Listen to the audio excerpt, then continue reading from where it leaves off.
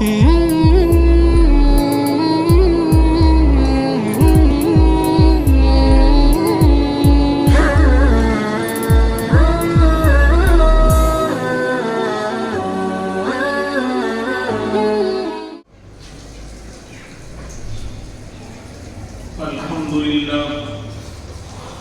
لله كفى وسلام على عباده الذين اصطفى أما بعد فأعوذ بالله من الشيطان الرجيم بسم الله الرحمن الرحيم خذ من أموالهم صدقة تطهرهم وتزكيهم بها وصل عليهم إن صلاتك سكن لهم وقال الله تبارك وتعالى ورحمتي وسعت كل شيء فسأكتبها للذين يتقون ويؤتون الزكاة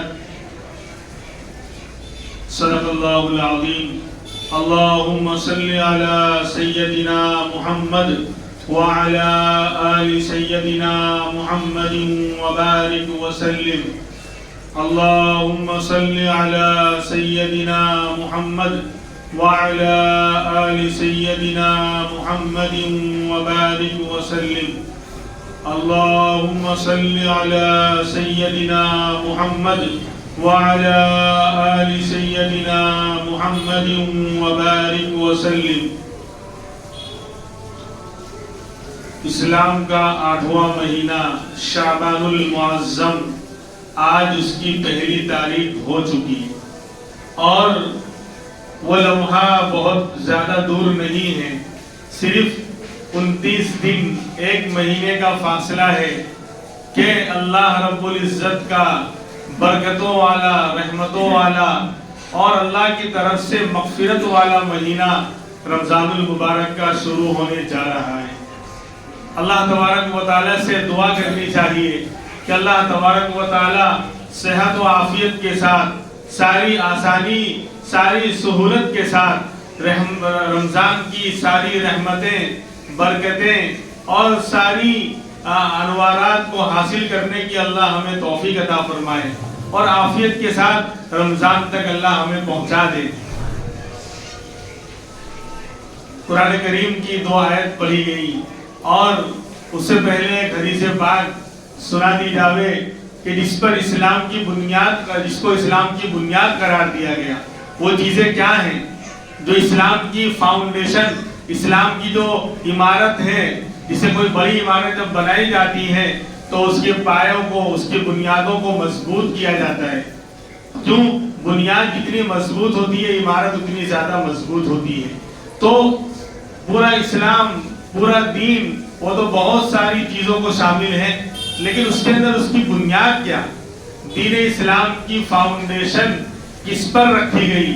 تو فرمایا امام الانبیاء محمد الرسول اللہ صلی اللہ علیہ وسلم نے بنی الاسلام علی 5 شہادت لا الہ الا اللہ وان محمد رسول اللہ واقام الصلاة وایتاء الزکاة والحج وصوم رمضان او کما قال صلی اللہ علیہ وسلم کہ اسلام کی بنیاد 5 چیزوں پر رکھی گئی.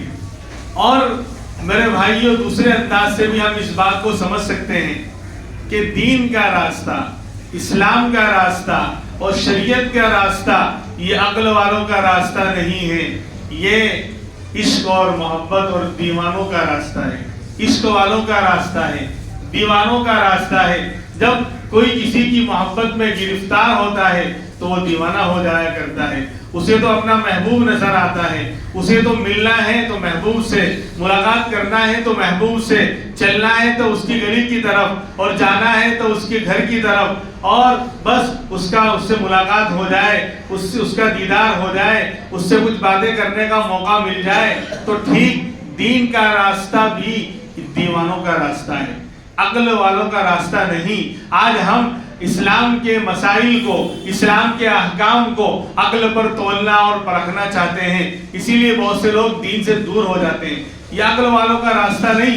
شاعر کہتا ہے لوٹ آئے جتنے فرزانے گئے، لوٹ آئے ریٹرن آ گئے، لوٹ آئے جتنے فرزانے گئے. فرزانے عقل والے. لوٹ آئے جتنے فرزانے گئے، تاب منزل فقط دیوانے گئے، منزل تک دیوانے پہنچے گی۔ عشق محبت کے راستے میں تکلیف اور پریشانی کو انسان نہیں دیکھتا، بلکہ وہ یہ دیکھتا ہے کہ ملاقات ہوگی نہیں ہوگی، محبوب کا دیدار ہوگا یا نہیں ہوگا۔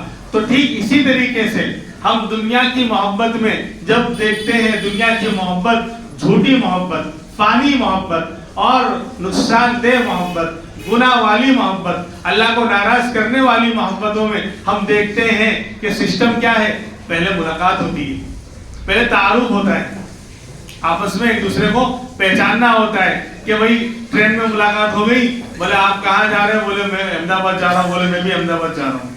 پھر احمد آباد میں کہاں رہتے ہو، بولے میں گومتی پور میں، بولے میں بھی وہی رکھیال میں رہتا ہوں۔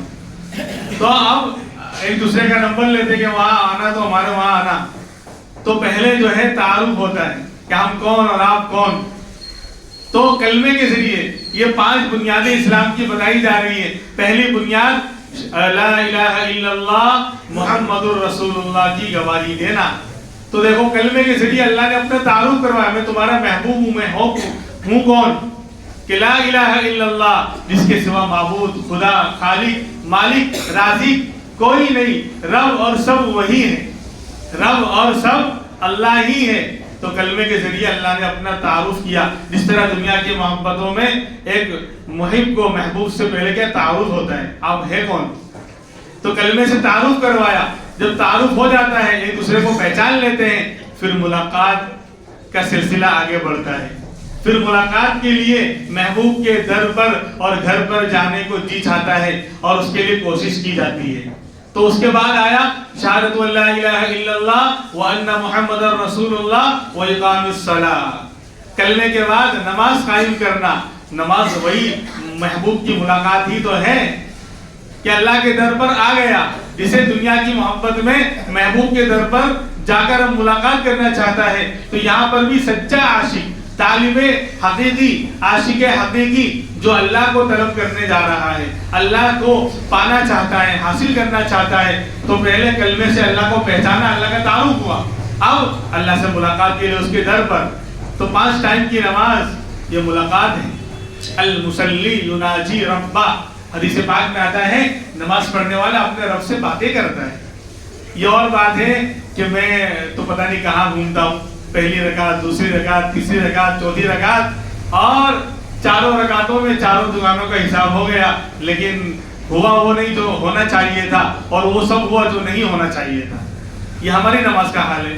خیر، تو نماز کے ذریعے اب ملاقات ہو رہی ہے، فجر میں، ظہر میں، عصر میں، مغرب میں، عشاء میں اور جمعہ میں، تو یہ ملاقات ہو رہی ہے۔ پھر جب یہ اب محبت آ گئی، اب ملاقات میں اب محبت بڑھ گئی، اب محبت بڑھی تو جس سے محبت ہوتی ہے اس کے اوپر انسان دنیا اور مال لٹاتا ہے، دنیا اور مال کو لٹاتا ہے۔ ہاں، جب کوئی تعلق والا اور محبوب گھر پر آتا ہے تو دیکھو پھر کیسے کتنی تیاریاں کی جاتی ہیں، کتنی تیاریاں کہ ہزاروں روپے خرچ کر دیے جاتے ہیں، جانور ذبح کر دیا جاتا ہے، اور دنیا بھر کے کھانے اور چیزیں تیار کی جاتی ہیں، تاہم مال لٹاتا ہے۔ جب محبت جو ہے آگے بڑھتی ہے تو پھر جو ہے اپنے محبوب پر انسان مال لٹاتا ہے۔ تو اب زکات کا مسئلہ آیا، وآتوا الزکاۃ، کیا آئے یعنی کلمے سے ہمارا تعارف ہوا اور نماز سے ہماری ملاقات ہوئی اور محبت بڑھی، اب ہمارے نام پر مال لٹاؤ، زکات دو، صدقہ دو، خیرات کرو، ہمارے بندوں پر، فقیروں پر اور ہمارے نام لینے والے فقیروں پر لٹاؤ، مال خرچ کرو۔ اب بندہ مال بھی لٹاتا ہے۔ اب دنیا کی محبت میں ہم دیکھتے ہیں کہ جب مال لٹاتا ہے تو محبت یہ آگے بڑھتے بڑھتے عشق کی دنیا میں قدم رکھ دیتی ہے۔ عشق جو ہے محبت کے بعد، اب محبت اتنی بڑی کہ مال تو لٹایا، اب عشق کی دنیا میں قدم رکھ گیا تو اب عاشق کو اپنا پتہ ہی نہیں رہتا۔ اب محبوب سے ملنے کے لیے اس کے گھر، اس کی یاد میں نہ کھاتا ہے، نہ پیتا ہے، نہ سوتا ہے، نہ روتا ہے، یعنی کیا ہوتا ہے کچھ سمجھ میں نہیں آتا۔ مال تو لٹا لیا، اب عشق آ گیا، محبت سے آگے بڑھ کر اس کی چنگاری دل میں پیدا ہو گئی، تو آپ جو ہے اس کو اپنا ہی نہیں پتا، نہ کھایا کہ نہیں، پیا کہ نہیں، بھوکا ہے پیاسا ہے، بس محبوب کی ملاقات چاہتا ہے. تب روزہ آ گیا کہ روزہ یہ عشق کی ابتدا ہے کہ جب ایک عاشق کو اپنے معشوق سے عشق پیدا ہو جاتا ہے تو وہ معشوق کی یاد میں اپنے آپ کو بھول جاتا ہے. اسے پتہ ہی نہیں کہ میں نے کھایا پیا، میں بھوکا ہوں، میں پیاسا ہوں، کچھ نہیں. تو ایک مہینہ یہ رمضان کا جو روزہ آ رہا ہے یہ عشق کی مثال ہے کہ تم مجھ سے عشق کرتے ہو، مجھ سے محبت کرتے ہو تو میرے نام پر بھوکے پیاسے رہ کر دکھاؤ. دنیا کی محبت میں ہم دیکھتے ہیں کہ عاشق کو کھانے پینے کا پتہ نہیں ہوتا، پھر عشق کی چنگاری اور بڑھتی ہے، عشق کی آگ اور زیادہ لگتی ہے. تو اب بھوکا پیسہ تو تھا ہی، اب اس کو رہا نہیں جاتا، اب محبوب کے گھر کا چکر اور طواف کرتا ہے. دنیا کی محبت میں اگر پتا چلا کہ رات کو 12 بجے کوئی یہاں سے گزرا تھا، میرا محبوب رات کو 12، وہ تو اتفاقی مسئلہ تھا، ایک آدھ دن گزرا ہوا، لیکن اب روزانہ 12 بجے وہی فیلڈنگ بھرے گا، وہی چکر لگائے گا، ایک دیدار ہو جائے. یہ دنیا کی جھوٹی محبتوں میں ہوتا ہے. تو جب حقیقی محبت میں عشق کی انتہا ہوتی ہے اور عشق کی چنگاری زیادہ لگتی ہے تو اب محبوب کے گھر کا طواف مکہ پہنچ جاتا ہے. اب حج آیا، محبوب کے گھر کا طواف ہو رہا ہے. ہاں، اور کیسا پروانہ وار دیوانہ وار نہ کپڑے ہیں، بس 2 چادروں میں، ننگے سر ننگے پیر. ہاں، یعنی ہم جانتے ہیں احرام کی بہت ساری جو پابندیاں ہیں، یعنی بالکل ایک عاشق کی طرح، ایک دیوانے کی طرح، ایک جو ہے مجنون کی طرح، کبھی مینا میں، کبھی عرفات میں، کبھی مزدلفہ میں، کبھی مکہ میں، کبھی طواف میں، کبھی سعی میں. ہاں، اور کپڑے بھی ڈھنگ کے نہیں، چادر 2 چادروں میں لپٹا ہوا، جسے ایک مجنون اور پاگل اور دیوانہ کہ کسی کو پانے اور حاصل کرنے کے فراق میں ہے اور اس کے اندر حیران اور پریشان ہے. یہ حج کا منظر ہے، یہ عشق کی انتہا ہے. تو اسلام کی 5 بنیادیں ہیں، اس میں میرے بھائیوں نمبر 3 پر زکوٰۃ کا مسئلہ ہے. زکوٰۃ کے بارے میں کچھ باتیں عرض کرنی ہیں کیونکہ آئندہ پھر رمضان کے مسئلے بھی آئیں گے. تو زکوٰۃ اسلام کا تیسرا بڑا فرض ہے، اور دوسرا یعنی کلمے کے بعد دوسرا بڑا فرض ہے، اور بنیادوں میں تیسری بڑی بنیاد ہے. مکہ مکرمہ میں تو چونکہ حالات اچھے نہیں تھے اور سارے احکام، صرف نماز فرض ہو گئی تھی. زکوٰۃ کے احکام مدینہ منورہ ہجرت کرنے کے بعد دوسرے سال میں زکوٰۃ فرض ہوئی. جب مدینہ منورہ آپ پہنچ گئے، صحابہ کرام وہاں پہنچ گئے اور کچھ سکون ملا تو اللہ کی طرف سے زکوٰۃ کے احکام آئے. اقیموا الصلاۃ وآتوا الزکاۃ. اور عجیب بات ہے، قرآن کریم میں آپ اٹھا کر دیکھیں گے، جو لوگ حافظ ہیں یا جو لوگ قرآن کو پڑھتے رہتے ہیں، بھائی اب تو شروع کر دینا چاہیے. ایک شعبان ہو گیا، کیا صرف رمضان کے لیے قرآن ہے؟ کیا صرف مردوں کے لیے قرآن ہے؟ جب مردوں کو اتنا فائدہ ہوتا ہے ہم جانتے ہیں تو زندوں کو فائدہ نہیں ہوگا. اس لیے آج پہلی تاریخ، پہلی شعبان ہے. ہمارے نبی تو 2 مہینہ پہلے سے ہی، رمضان آنے سے 2 مہینہ پہلے اور خاص کر شعبان کے مہینے میں بہت زیادہ فکر مند ہو جایا کرتے تھے. عبادتوں میں جو ہے آپ کا اضافہ ہو جاتا تھا اور زیادتی کرتے تھے، اور راتوں کو جاگنا بڑھ جایا کرتا تھا، اللہ سے مانگنا بڑھ جایا کرتا تھا. تو ہم آج سے ہی انشاءاللہ نیت کریں کہ جو لوگ قرآن پڑھے ہوئے ہیں، تلاوت نہیں ہوتی، کبھی ہوتی، اب شروع کرتے پابندی کے ساتھ. ایک پارہ نہیں پڑھ سکتے، پاؤ پارہ پڑھیں، 2 رکوع پڑھیں، لیکن روزانہ اب پڑھنا شروع کر دیں رمضان آنے سے پہلے ہی، تاکہ گاڑی اچھی طرح چل پڑے. خیر، تو زکوٰۃ جو ہے وہ ہم دیکھیں گے قرآن میں کہ اقیموا الصلاۃ وآتوا الزکاۃ، اقیموا الصلاۃ وآتوا الزکاۃ. نماز قائم کرو، زکوٰۃ دو، نماز قائم کرو، زکوٰۃ دو. تقریباً 32 جگہ پر، 32 مقامات پر قرآن کریم میں نماز کے ساتھ زکوٰۃ کا بیان، نماز کے ساتھ زکوٰۃ کا بیان. اقیموا الصلاۃ وآتوا الزکاۃ، یقیمون الصلاۃ ویؤتون الزکاۃ. یعنی ان دونوں میں چولی دامن کا ساتھ ہے. زکوٰۃ اور نماز میں ہاں کیا تعلق ہے، کیوں ساتھ میں بیان کیا جا رہا ہے؟ اصل میں دیکھو، نماز پڑھنے جب بندہ آتا ہے اس سے پہلے بلایا جاتا ہے، مؤذن اذان دیتا ہے اور اقامت بھی کہی جاتی ہے 2 مرتبہ، حی علی الصلاۃ حی علی الفلاح. آؤ نماز کی طرف، آؤ فلاح یعنی کامیابی کی طرف. تو بلایا گیا بندے کو اذان میں بھی اور اقامت میں بھی. تو بندہ جب نماز پڑھنے آتا ہے اللہ کے دربار میں تو کیا کہا گیا کہ نماز کے لیے آؤ اور فلاح یعنی کامیابی کے لیے آؤ. مطلب یہ ہے کہ نماز میں آنے سے دنیا اور آخرت کی فلاح اور کامیابی ملتی ہے. اب بندہ اللہ کے دربار میں آیا اور اس نے اپنا فریضہ ادا کیا, نماز پڑھی, تو ظاہر سی بات ہے کہ دنیا کے حاکموں, دنیا کے مالکوں کا دستور ہے کہ جب مزدور اپنا کام پورا کرتا ہے تو اس کو نوازا جاتا ہے, اس کو اس کا ہدیہ اور اس کی جو ہے سیلری دے دی جاتی ہے. تو جب ہم نے آ کر اللہ کے گھر میں نماز ادا کی, فرض ادا کیا, اللہ کی طرف سے عطا اور بخششیں ہوئی, اللہ نے ہم کو ہدیہ اور بخششیں دی, اجر و ثواب اور دنیا یعنی دنیا بھی ملتی ہے کیونکہ نماز پڑھنے سے برکت ہے مال میں بھی, اور اجر و ثواب تو ملتا ہی ہے. تو جو اللہ کی طرف سے عطا ہوئی, بخشش ملی, تو اللہ کہتے ہیں کہ جب ہم نے دیا ہے تو تھوڑا بہت ہمارے نام لیوا فقیروں کو بھی دیتے جاؤ. جیسا ہوتا ہے نا کہ بادشاہ کے دربار میں پہلے زمانے میں بادشاہ ہوتے تھے, بڑے بڑے محل میں وہ بیٹھتے تھے, تو دروازے پر ان کے دربار اور گیٹ کیپر ہوتے تھے.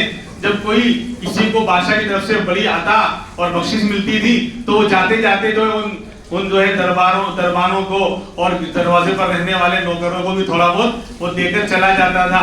تو اللہ بھی یہی کہتے ہیں کہ تم آئے میرے در پر, میں نے تم کو دنیا اور آخرت کی ساری نعمتیں عطا فرمائی, تو اب تھوڑا بہت جو مال میں نے دیا ہے یہ میرا دیا ہوا ہے, نہ جان ہماری نہ مال ہمارا, اللہ کا دیا ہوا ہے. تو اللہ نے ہم کو جب ہم اللہ کے دربار میں آئے, روزی میں برکت ملی, مال ملا, تو اللہ کہتے ہیں اب تھوڑا سا میرے نام لیوا فقیروں کو بھی دیتے جاؤ. اس لیے کہا اقیموا الصلاۃ وآتوا الزکاۃ کہ نماز قائم کرو, نماز پڑھ کر ہمارے دربار میں آ کر ہم سے لو اور تھوڑا بہت ہمارے فقیروں کو دو, پھر یو کین گو.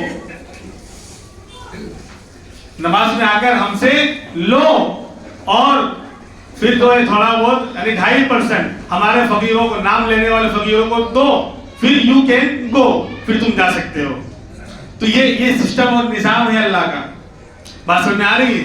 اور کتنا کہا بھئی جب اللہ نے مال بھی اللہ نے دیا اور جان بھی اللہ کی دی ہوئی ہے تو ہونا تو یہ چاہیے تھا کہ 50% سے زیادہ, آدھا ہم اپنے پاس رکھتے, آدھا اللہ کے نام پہ لٹاتے. لیکن وہ مالک کہتا ہے نہیں میرے بندو, تم محتاج ہو, میں غنی ہوں, میں بے نیاز ہوں, تم محتاج ہو, تمہیں ضرورت زیادہ ہے. حالانکہ مال بھی میرا, جان بھی میری, تم نے دونوں کا سودا جنت کے بدلے میں مجھ سے کر لیا ہے. دنیا میں کوئی امانت رکھنے والا امانت رکھواتا ہے تو اس کی چیز کو ہم استعمال نہیں کر سکتے, لیکن اللہ کی ذات ایسی ہے, ایسی سخی ہے, ایسی کریم ہے کہ مال بھی اللہ کی امانت ہمارے پاس, جان بھی اللہ کی امانت ہمارے پاس, پھر بھی کہتا ہے دونوں کو استعمال کرو. میرے بندو تم محتاج ہو, میں غنی ہوں, لہذا مال بھی میرا ہے, جان بھی میری ہے, اور امانت ہے میری تمہارے پاس, یہ دونوں چیزیں. اور امانت کو استعمال نہیں کیا جاتا دنیا کے دستور میں اور شریعت کے اصول میں, لیکن اللہ نے کہا کہ نہیں, میں بے نیاز ہوں, مجھے کوئی پرواہ نہیں ہے, بس تم جان کو بھی استعمال کرو اور مال کو بھی استعمال کرو, بس ایک بات کا خیال رکھو, جہاں میں کہوں وہاں استعمال کرو اور جہاں میں منع کروں وہاں استعمال مت کرو. یہ بھی ہم سے نہیں ہو رہا ہے.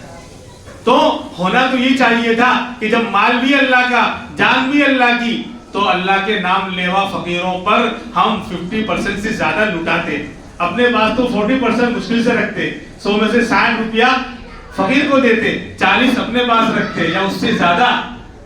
لیکن اللہ کہتا ہے نہیں میرے بندو, میں تو صرف دیکھنا چاہتا ہوں تم میرے نام پر, میرے نام لیوا فقیروں کو دیتے ہو کہ نہیں. تو بہت معمولی مقدار, 40واں حصہ یعنی 2.5%, 100 روپے پر 2.5%, 2.5 اور 97.5% تم اپنے پاس رکھو, 2.5% میرے نام لینے والے فقیروں کو دو.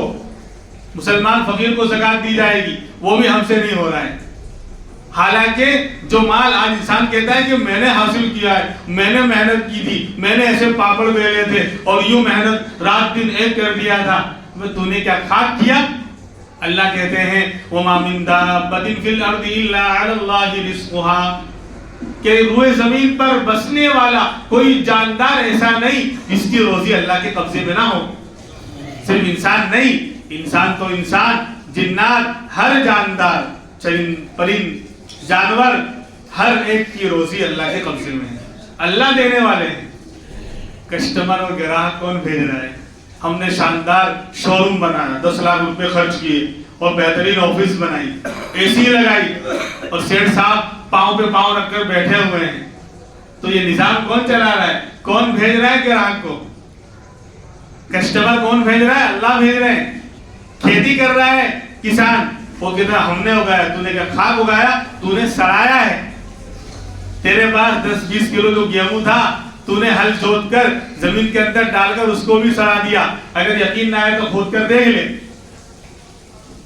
اس لیے اللہ کہتے ہیں افرأیتم ما تحرثون اانتم تزرعونہ ام نحن الزارعون. کیا تم نے نہیں دیکھا کہ تم کھیتی کرتے ہو؟ جو تم کھیتی کرتے ہو کیا تم اس کو نہیں دیکھتے؟ انتم تزرعونہ، کیا تم زمین میں جو ہے دانا اگاتے ہو یا ہم اگانے والے ہیں؟ ہم نحن الزارعون، ہم اگانے والے ہیں. اللہ فرماتے ہیں تم تو ڈال کر سڑا دیتے ہو. اگانے والے ہم ہیں، دینے والے ہم ہیں. دکان تم نے کھولی لیکن گراہک کو، کسٹمر کو بھیجنے والے ہم ہیں. مال میں نفع دینے والے ہم ہیں. روزی کا انتظام کرنے والے ہم ہیں. انسان جہاں سے نا امید ہو جاتا ہے وہاں سے اللہ روزی کا انتظام کرتے ہیں. روزی دینے والے اللہ ہیں. مفتی تقی صاحب دعوت برکاتہم العالیہ، عالم اسلام کی بہت ہی زبردست شخصیت. اللہ تبارک و تعالیٰ سے دعا کہ اللہ حضرت کے سائے کو تا دیر قائم و دائم رکھے. آمین بولیے. حضرت امت کا بہت بڑا سرمایہ ہے. پورے ورلڈ لیول میں اللہ نے بڑا نوازا ہے حضرت کو. مفتی تقی صاحب دعوت برکاتہم العالیہ، ہر فیلڈ کا آدمی، ہر امت کا درد رکھنے والا.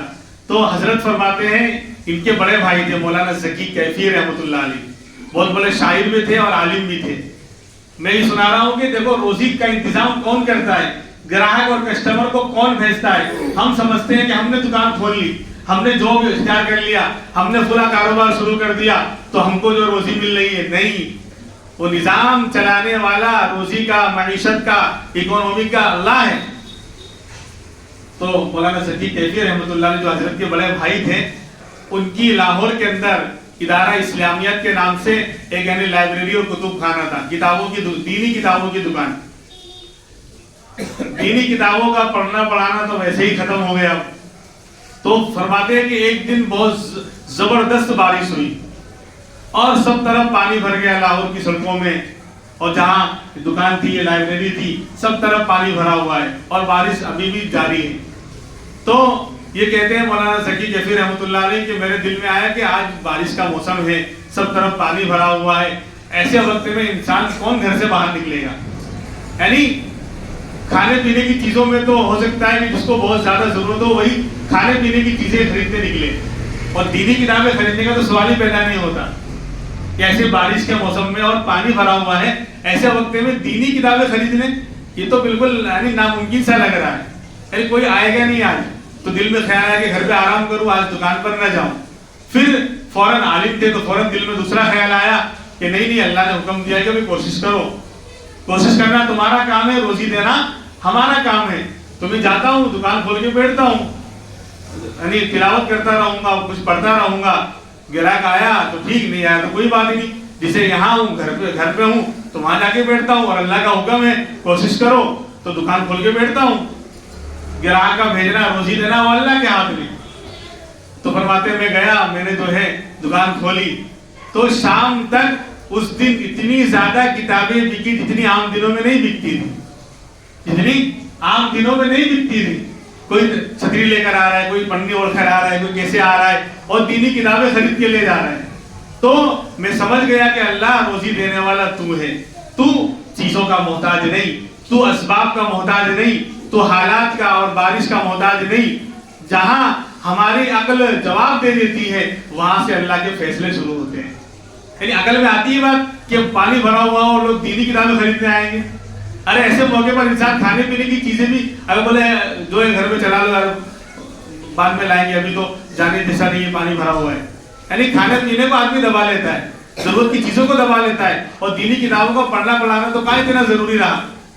کون آئے گا؟ تصور میں بھی نہیں تھا، لیکن روزی دینے والا اللہ ہے تو اللہ نے بتایا۔ کل ہی ہمارے ساتھی سے بات ہو رہی تھی، ہمارے ساتھی ہیں، ان کا باہر کا کاروبار ہے، تو کچھ عمل وہ مجھ سے لے کر گئے کہ کاروبار برابر نہیں چلتا ہے، میں باہر جاتا ہوں اور لاکھوں روپے خرچ ہو جاتے ہیں اور کاروبار ٹھنڈا چل رہا ہے، تو میں نے ان کو کچھ پڑھنے کے لیے دیا۔ ہمارے یہاں تو ڈاکٹر کی گولی کام کرتی ہے اور انجیکشن کام کرتا ہے، لیکن قرآن کی آیتیں کام نہیں کرتی۔ لیکن میرا ایمان، میرا یقین تو یہ کہتا ہے کہ ڈاکٹر کی گولی میں شفا ہونا تو ہو سکتا ہے نہ ہو، اللہ کا فیصلہ اگر نہیں ہوگا تو ڈاکٹر کی گولی میں شفا نہیں ہوگی، لیکن قرآن کی آیتوں میں انشاءاللہ اگر یقین کے ساتھ پڑھے گا، اخلاص کے ساتھ پڑھے گا، توکل اور اعتماد کے ساتھ پڑھے گا تو 100% فائدہ ہوگا۔ میرے اندر تجربہ ہے، تو کل میرے تجربے میں اور اضافہ ہوا، انہوں نے اپنا واقعہ سنایا کہ میں بہت پریشان تھا، باہر رہتے ہیں، افریقہ کے ایک ملک میں ان کا کاروبار ہے، تو 2 مہینے سے میں وہاں گیا ہوا تھا اور بالکل پریشان تھا، یعنی 1 روپے کا یعنی کاروبار نہیں ہوا، میرے بولے لاکھوں روپے ٹکٹ کا سب مسئلہ سب یعنی نقصان میں جا رہا تھا، اور 2 مہینے سے میں وہاں بیٹھا ہوا تھا۔ پھر اسی دن بولے میری ساس کا انتقال ہو گیا اچانک، میں اس ٹینشن میں تھا کہ گھر سے دور ہوں اور گھر پر کوئی نہیں، گھر والے رو رہے ہیں، اور کاروبار کا بھی جس کے بھروسے پہ کیا، تو اس نے منع کر دیا کہ ہمارے پاس 1 سال کا اسٹاک بھرا ہوا ہے، ہم آپ کا مال نہیں خریدیں گے، 1 سال تک ہمیں ضرورت نہیں ہے۔ آپ آج کی بات کر رہے ہو، بولے 2025 تک ہمارے پاس گنجائش نہیں ہے، یعنی ختم ہونے تک، دسمبر تک۔ تو میں تو بالکل ٹینشن میں، ادھر ساس کا بھی انتقال، ٹینشن میں، کہا کہ نہیں، لیکن میرا یقین تھا، میں مصلی لے کے بیٹھ گیا اور آپ نے جو اعمال بتائے تھے اس میں پڑھتا رہا، قرآن کی تلاوت کرتا رہا، اللہ سے مانگتا رہا۔ تو اس کے وہ جو بزنس مین تھا، اس کے چھوٹے بھائی کا فون آیا، وہ بھی بزنس مین، کہا کہ آپ کہاں ہو؟ کہا میں یہی ہوں، افریقہ میں ہی ہوں۔ تو کہا کہ بہت اچھا، میں آپ سے ملنا چاہتا ہوں۔ تو ملاقات کی اور اتنا آرڈر دیا کہ جتنا مجھے کبھی اتنا آرڈر ہی نہیں آیا، کئی ہزار، یعنی ان کا جو ہے چمڑے وغیرہ کا کاروبار ہے، اس کی چیزیں بنتی ہیں، تو کئی یعنی بولے اتنا بڑا آرڈر کبھی مجھے نہیں ملا۔ تو میں حیران تھا کہ ایک طرف یعنی ٹینشن پر ٹینشن، اور اس میں میں نے ایک آیت وہی لکھی تھی، وَمَن يَتَّقِ اللَّهَ يَجْعَل لَّهُ مَخْرَجًا، جو اللہ کا تقوی اختیار کرے گا، اللہ سے ڈرے گا، اللہ اس کے لیے راستہ کھولتے ہیں، اور وَيَرْزُقْهُ مِنْ حَيْثُ لَا يَحْتَسِبُ، اور اللہ اس کو وہاں سے روزی دیں گے جہاں سے اس کا گمان اور خیال بھی نہیں جائے گا۔ عقل میں وہ بات آئی ہی نہیں۔ کہا مفتی صاحب وہ فون تو پہلے بھی کر سکتا تھا، لیکن اسی دن فون آیا اس کا، یعنی میری اللہ کا فیصلہ ہے کہ جب انسان کے اوپر مصیبت بڑھ جاتی ہے، ایک طرف جو ہے ساس کا انتقال ہوا، ایک طرف جو ہے کاروبار کے اندر دھکا لگا، میں ڈبل ٹوٹا ہوا تھا، ملک سے باہر تھا، رو رہا تھا، اور اللہ کو میں نے یاد کیا، اسی وقت اللہ نے خوشی دی۔ تو میں نے کہا کہ یہ سورہ النشرہ کے اندر ہے کہ ایک تنگی کے بعد، ایک مصیبت کے بعد ڈبل راحت آتی ہے۔ تو اللہ نے اسی لیے اس دن کو یعنی طے کیا کہ جس دن آپ کے اوپر ڈبل مصیبت آئے گی، پھر اللہ آپ کو راحت دیں گے۔ تو میرے بھائیوں، تو یہ جو ہے یہ اللہ کا نظام ہے، اللہ نظام چلاتے ہیں۔ تو جب مال اللہ کا دیا ہوا، نظام اللہ چلاتے ہیں، یہ جو آج دنیا کا نظام چل رہا ہے نا، نحن قسمنا، قرآن کہہ رہا ہے نحن قسمنا بینہم معیشتہم فی الحیات الدنیا، کہ ہم نے تقسیم کر رکھا ہے، اللہ فرماتے ہیں ہم نے تقسیم کر رکھا ہے دنیا کے نظام کو، معیشت کو، انسانوں کا جو کاروبار اور دھندا جو چل رہا ہے، اس کو ہم نے بنایا ہے، ہم نے اس کو، یہ نظام ہم نے قائم کیا ہے، ہم نے اپنے ہاتھ میں لے رکھا ہے، انسانوں کے حوالے نہیں کیا۔ اسی لیے ایک کو انسان اللہ نے بڑا بنایا، ایک کو چھوٹا بنایا، ایک کو سیٹ بنایا، ایک کو مزدور بنایا، ایک کو نوکر بنایا، ایک کو جو ہے بوس بنایا، ایک کو دکان کا مالک بنایا، ایک کو نوکری کرنے والا بنایا، ایک کو کسان بنایا، ایک کو جو ہے شہروں میں جو ہے کاروبار کرنے والا بنایا، ایک کو جو ہے ایجوکیشن والا اعلیٰ پوسٹ پر بنایا، تو ایک کو جو ہے مزدوری کرنے والا بنایا۔ یہ اللہ کا نظام ہے۔ اگر یہ نظام ہمارے حوالے ہوتا تو ہر کوئی بولتا میں سوسائڈ بنوں گا، میں تو جو ہے اعلیٰ پوسٹ پہ رہوں گا، میں تو، اور جو نیچے کے کام ہیں، جو معمولی کام ہیں، نوکری والے کام ہیں، اور جھاڑو اور صفائی کے کام ہیں، یعنی جتنے بھی نیچے والے کام ہیں، کوئی بھی اس کو اختیار کرنے کے لیے تیار نہ ہوتا، اور اللہ کا یعنی دنیا کا نظام نہیں چلتا۔ اس لیے ایک کو چھوٹا، ایک کو بڑا، ایک کو مالدار، ایک کو غریب، یہ اللہ نے بنایا۔ تو آپ صبح میں جو ہے مزدور بھی نکل رہا ہے پیسے کے لیے کہ مجھے پیسہ مل جائے، सेठ साहब निकल रहे हैं काम के लिए, मुझे काम करने वाला कोई मजदूर मिल जाए, अल्लाह दोनों की मुलाकात करवा देते हैं। सेठ को काम मिल गया, मजदूर को पैसा मिल गया, है ना। हमारे यहाँ पे बहुत सारे जगहों पर पॉइंट इस तरह के बने हुए हैं 4 रस्ते पर, जहाँ इस तरह के मजदूर आपको मिल जाएंगे और सेठ साहब भी मिल जाएंगे। बोले मुझे काम करवाना है, घर में टाइल्स लगवानी है, घर में ये काम रोगन करवाना है, कलर करवाना है, तो मजदूर कहेगा मैं करूंगा, मैं जानता हूँ। तो अल्लाह दोनों की मुलाकात, तो मजदूर के दिल में ये डाला कि तुझे मजदूरी करनी है। कौन डालता है? अल्लाह। और एक आदमी सफाई कर रहा है, देखो मोहल्ले में आते हैं, तो उसके दिल में ये डाला कि तुझे सफाई करनी है, डालने वाला अल्लाह। अगर इंसानों के हवाले होता ये निजाम तो सब सेठ बनते, सब मालदार बनते, सब आला बनते, तो निजाम ही नहीं चलता। सफाई कौन करता? बोले तू कर, बोले तू कर, तो बोले क्यों कर, तो होता ही नहीं निजाम, निजाम नहीं चलता। तो अल्लाह ने जब सारा निजाम अल्लाह ने चलाया, रोजी देने वाले अल्लाह और कस्टमर को ग्राहक को भेजने वाले अल्लाह, तो अल्लाह कह रहे हैं कि हमारे नाम लेने वाले फकीरों पर थोड़ा सा खर्च कर दो। जान भी हमारी है, ये माल भी हमारा है। 2.5% 40वां हिस्सा ज़कात में 2.5%, और फिर इतना मामूली खर्च करने के बाद भी उस पर उल्टा अजर सवाब भी मिल रहा है, यानी आखिरत का अजर सवाब भी मिल रहा है और दुनिया के फायदे भी मिल रहे हैं। दुनिया के भी फायदे हैं कि अल्लाह सदकात और ज़कात के माल को बढ़ाते हैं, सूद के माल को अल्लाह मिटाते हैं। यमहकुल्लाहुर रिबा व युर्बिस सदकात। अजीब व गरीब निजाम है इस्लाम का। यहाँ खर्च करने में लगता है कि जा रहा है, नहीं, अल्लाह कहते नहीं, आ रहा है। सदका किया, फकीर को दे दिया, 1 लाख रुपए दे किसी के पास, 5,000 रुपए निकाल कर सदका कर दिया, फकीर को दे दिया, अल्लाह के रास्ते में मस्जिद में दे दिया, तो देखने में क्या लग रहा है? जा रहा है। यानी अब लाख में से 5 गया, 95,000 बचा, और अल्लाह कह रहे जा नहीं रहा बंदे, आ रहा है, हम इसको बढ़ाएंगे। और सूद के अंदर 1 का 10, 1 लाख का 1,20,000 हो गया, 1,20,000 का 2 लाख, 2 लाख का 4 लाख हो गया। ऐसा लग रहा है ज्यादा आ रहा है, अल्लाह कह रहे नहीं, जा रहा है, जा नहीं रहा बल्कि बिल्कुल खत्म हो रहा है, मिट रहा है। यमहकुल्लाहुर रिबा, कुरान में कहा अल्लाह सूद को मिटाते हैं, घटाते हैं भी नहीं कहा, बिल्कुल मिटा देते हैं, खत्म कर देते हैं। तो वहां यहां लग रहा है सूद के अंदर कि 1 का 10, 10 का 20, ये तो आ रहा है, अल्लाह कहते आ नहीं रहा है, जा रहा है। क्यों?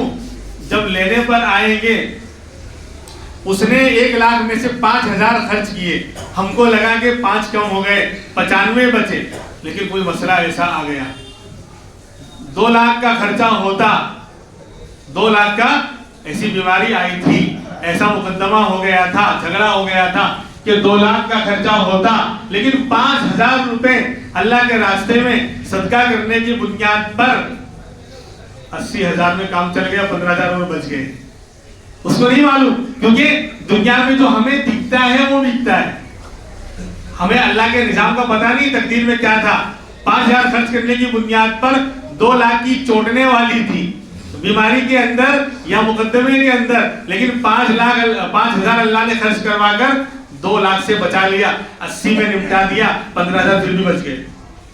और इधर साहब ने जो है 1 लाख का 2 लाख, 2 लाख का 4 लाख कर लिया सूद और नाजायज और हराम तरीके पर। अब क्या हुआ? 2 लाख, 1 का 2 लाख कर लिया था, लेकिन 4 लाख की चोट गई, तो 2 लाख तो गया, ऊपर उल्टा 2 लाख का कर्जा आ गया, नहीं पता चलता।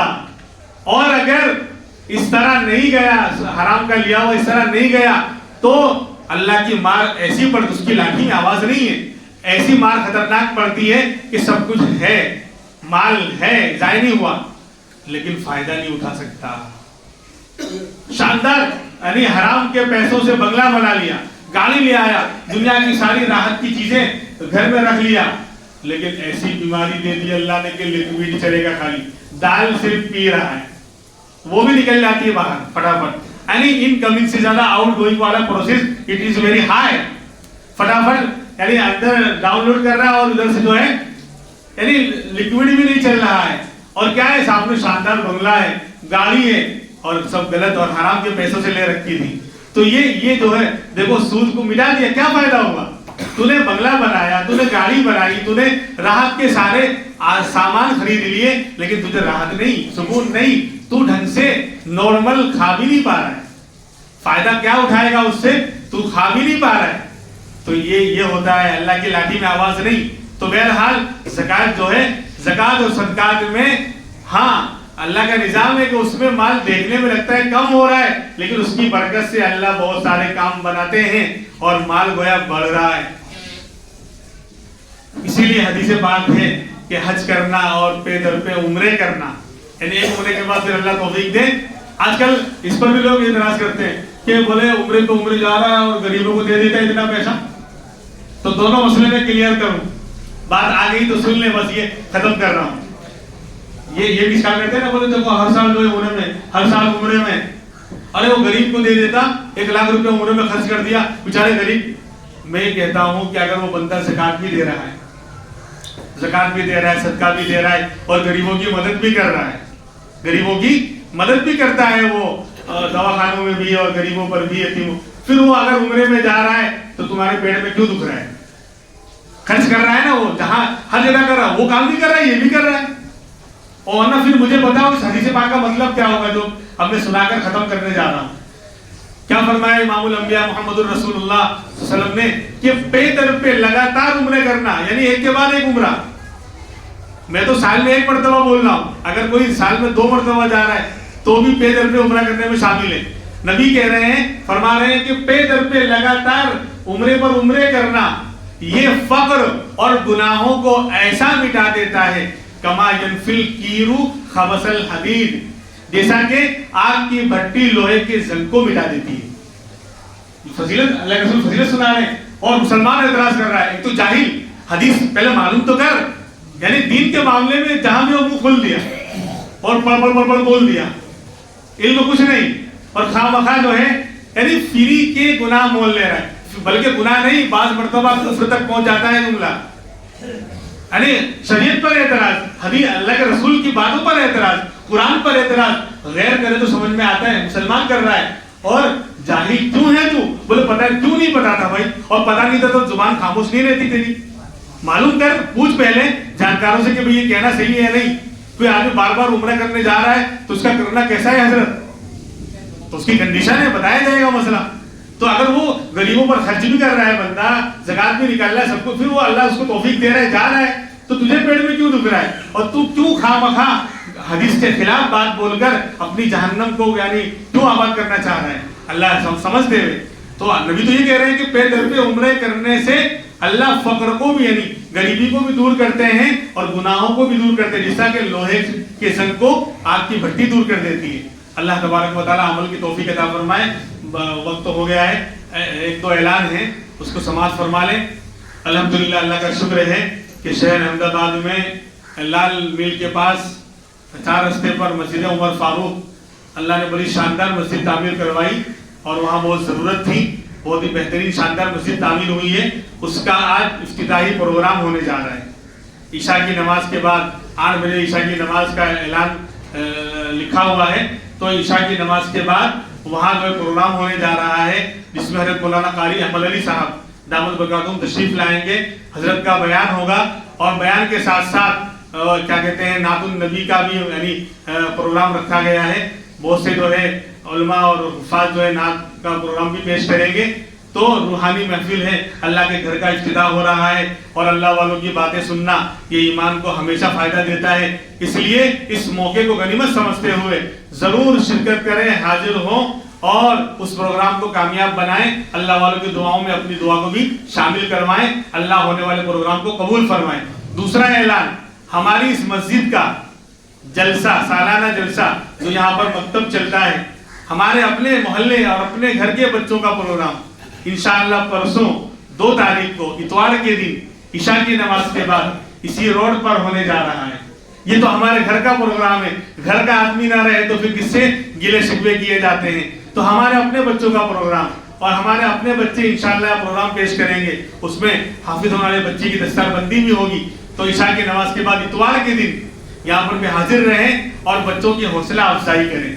بچوں کی حوصلہ افزائی کریں تو دونوں پروگراموں میں شرکت کریں. اللہ تبارک و تعالیٰ جزائے خیر عطا فرمائے. وآخر دعوانا الحمدللہ رب العالمین.